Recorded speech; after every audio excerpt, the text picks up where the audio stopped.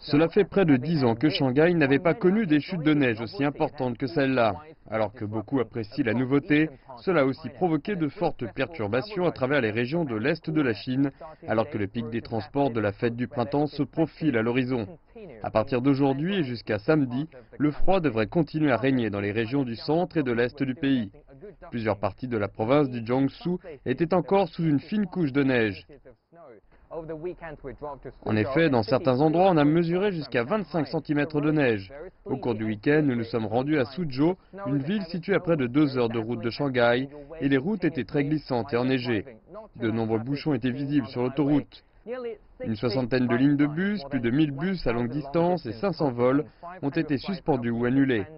D'autres provinces de l'Est ont également connu des chutes de neige plus importantes que d'ordinaire.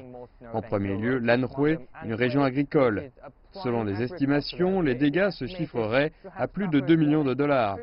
Certains sites touristiques, tels que le mont Huangshan, ont été fermés au public, mais ils devraient être rouverts à partir de cet après-midi. De la pluie verglaçante a été rapportée dans la province du Jiangxi, ce qui risque de provoquer des bouchons ou des coupures de courant.